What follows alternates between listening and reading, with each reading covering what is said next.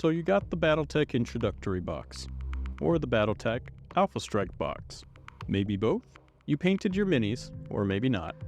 Roped a friend into a few games, and now the same few scenarios in the booklet are getting a bit boring. So how do you liven them up? No, the answer is not Arcturan Razorcats dropped into the game room. How about a campaign? How about a free campaign? Say hello to Chaos Campaign Succession Wars. Don't let the title fool you, this campaign really can be used in just about any era. It helps frame a campaign in which two players battle for control over a planet. Why is it one of the best campaigns for new players? First, we have to understand how it works. To start using it, gather up a few things, because you'll be needing them. This download, the Chaos Campaign Succession Wars PDF, available in the download section linked in the description. Either a third player to act as a game master, or one of you will need to volunteer to play as both a player and a GM, to keep the plot moving in a cohesive direction. As this is a little bit like having Comstar agents listening into your conversations, this might provide this player with an unfair advantage, so you may have to come up with some balancing factors to mitigate this. A company of mechs per player, as that is the recommended starting point for Classic, though I'd double that for Alpha Strike players who want to use larger forces. In my own campaign, we started with at least 2 companies per side. Note that it says the composition doesn't matter in the document, but I'd still try to have a balanced and reasonable force, especially if you don't have a dedicated game master who can run varied units to match a heavily skewed list. For GMs that are players in the campaign, agreeing to a battle value or a points value limit for the force, depending on whether you play Classic or Alpha Strike respectively, when making the forces is a good starting point. Also note that all pilots are assumed to start at skill rankings of 3/4 for Classic, or regular, meaning 4 for Alpha Strike. This one is optional, map packs for Classic players. This recommends at least having the maps from the introductory set, the beginner's box, and the Grasslands map pack, but you can really substitute in any biome you want to represent the planet you are going to be fighting over. For Alpha Strike, the terrain is already a lot more modular, but I'd recommend having some terrain suitable for a couple of the common environments you might find on your chosen planet. Rulebooks and sourcebooks.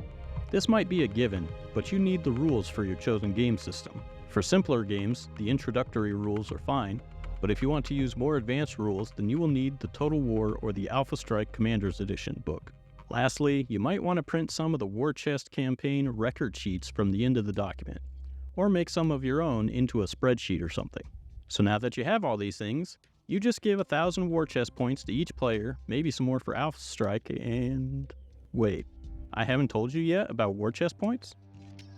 Before I do, I have to thank the people who make this possible. Ryan Leslie, Production Chief, Reckless Fable, Manufacturing Assistant, and Derek Burge, also a Manufacturing Assistant. I appreciate the love and support. The community we are building really motivates me to get more videos out. Check out the video description for the Patreon link where free members are welcome. You helped me already just by watching this video, but to help me out further at no cost to you, like and subscribe to tell the algorithm to show my videos to more people. Thanks for being here.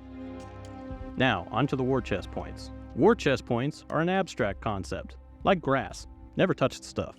What the War Chest point system tracks is your force's power projection and the ability to sustain itself over prolonged periods, and is used to pay for things such as transportation and participation in missions. Missions or scenarios are called tracks in the Chaos Campaign system. It also can be converted into supply points to be used between tracks to do things like repair units, purchase new ones, and advance your pilot's skill ratings. The document details the full supply point costs for Classic, and I won't go over them all, but for Alpha Strike, I'd use the following tweaks. For any mech that is not ENE, meaning they only have energy weapons, you must rearm the unit after they participate in a battle, or suffer -1 to their damage in all brackets to a minimum of 0. This should cost 10 supply points to keep it simple. Mechwarriors can purchase special pilot abilities at a cost equal to the value of the special pilot ability in the Commander's Edition times 100, but must follow the other restrictions outlined on page 9 of the Succession Wars document. Mechwarriors can advance their skill rating at a supply cost of 300 per skill. Take into account that both gunnery and their piloting ability are being increased simultaneously.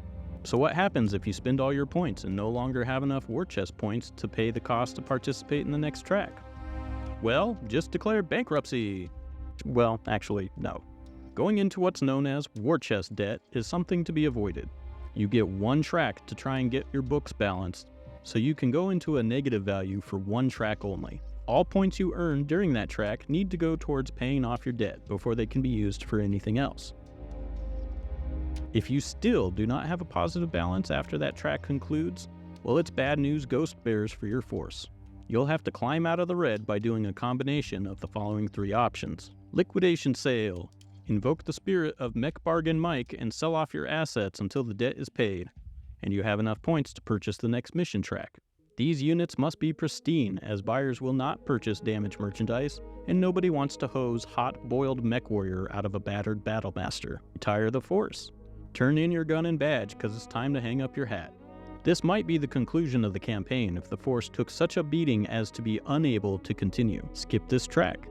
If you can't pay the cost to enter into your next track, you can skip it, but this can only happen once.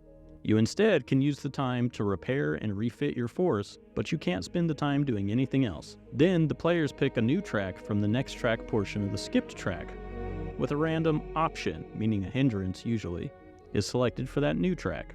Since you can only skip once, if you still cannot afford the buy-in for the next track, you are forced to either sell assets or retire. Now that we know how to set up our participating forces and balance their books, what does the campaign actually look like? How does it work? Well, it looks like this. This is a flowchart. This is the path your games will follow over the course of the Chaos campaign, depending on the results of your games. As you can see, this is not meant to last forever. There's supposed to be a clear winner at some point, though if you get caught in a loop, it may significantly lengthen the campaign. There are no official rules for this, but the first thing to do is to determine who narratively wants to be the attacking or the invading force, and who's going to be the defending force.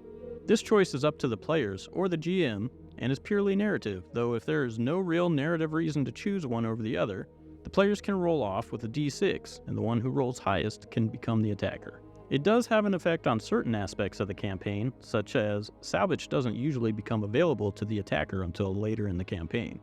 So this should be a random decision if there is no narrative reason for one force to be attacking over the other. You start up here at the top of the flowchart, in a meeting engagement. This is the first mission track, and most people are very familiar with the setup. Now, on page 10, this document details that forces should match in tonnage, but I personally don't buy into that. Using tonnage alone is not a very good balancing mechanic. So I recommend that if you want to have balanced games, then try to match your BV or PV as close as you can. I don't even do that in my campaign all that much, as I find asymmetrical warfare to be much more realistic and tell more engaging stories. You might notice I normally match formations against each other more than I try and match particular values. However you decide to balance it, you fight the meeting engagement, and the outcome of that battle dictates the next track that will be played after the between phase. If the attacker wins, they attempt to maintain their momentum with a breakthrough to the objective. If the defender wins, the attackers break upon the bulwark and the defenders chase down the remnants in the pursuit track, and so on until you have a campaign winner, either through a final track in the campaign like assault or defense, or if a force is so battered they are forced to retire. Something I haven't gone over yet are track options. These are special conditions that, if both players agree or the GM decides, could be applied to the battle. There is a number value listed with each option that indicates the number of war chest points the players get as a bonus for playing under the condition. For example, in the meeting engagement, the players can choose to play under the witching hour option, which grants them an extra 100 extra war chest points but stipulates that movement is a little more difficult and attacks a little less accurate. As the name implies, these are optional and not required, but the added reward does give some incentive to testing out some of these conditions. The rules for these are written for Classic in mind, but that brings me to my next point. When using options or battlefield effects in Alpha Strike, I'd convert them using the following formulas to make them suitable for Alpha Strike. 1 movement point is equal to 2 inches of movement in Alpha Strike. I ignore piloting skill rolls completely and just assume they pass automatically if there's anything that requires they be made. If heat is referenced, divide the heat value by 10. For example, on a full moon night, So instead of requiring 20 heat to reduce the TN modifier, you would instead need to target a mech with a heat value of 2. When determining if a mech has had crippling damage, use the following rules from the Alpha Strike Commander's Edition, page 127, to determine if a unit is crippled. The unit has no armor remaining and has been reduced to half its starting structure. If it only had 1 structure point to begin with, it retreats as soon as it loses its armor. The unit has been reduced to damage 0 for all medium and long range brackets. But note, this doesn't apply if it didn't have any damage in those brackets to begin with. If the unit has been immobilized through any damage or critical hit effects. You can also reference the effects in the Alpha Strike Commander's Edition rather than use these conversion formulas. The Commander's Edition should have all the relevant battlefield conditions, optional rules for forced withdrawal, crippling damage, dropping mechs, battlefield support, and more. I would cover them in full detail, but I fear that would hurt CGL overall and might get me in some trouble, so I have to instead suggest that you just pick up the PDF when you can from the CGL website. Now you are prepared to play out your own Chaos campaign. How would this change if one of the players wanted to be a clanner? How about if you add in combined arms or battlefield support assets? You can see how this is a foundational block that you and your group can build upon. This system is designed for 2 sides, but I'm sure savvy game masters can figure out a flowchart that accommodates more players. There are even more Chaos campaigns with different themes and different goals, different pre-made tracks, and more. You can find a pretty comprehensive list in the back of the supplement, as well as in other publications. Give them a try. So what makes this the best campaign for new players, in my opinion of course? Well, being free is a large part of it. Its compatibility with a large range of Battletech products, its simple format, and its low bookkeeping all contribute. But most importantly, it's just fun. In the novels and the media for the game, planetary invasions play a large part, and now you and your mechs can act out part of something that grand. It's also scalable, which makes it suitable for Alpha Strike as well. Thanks for watching. I better get back to my own campaign. Watch it here. Until next time, the battle will continue.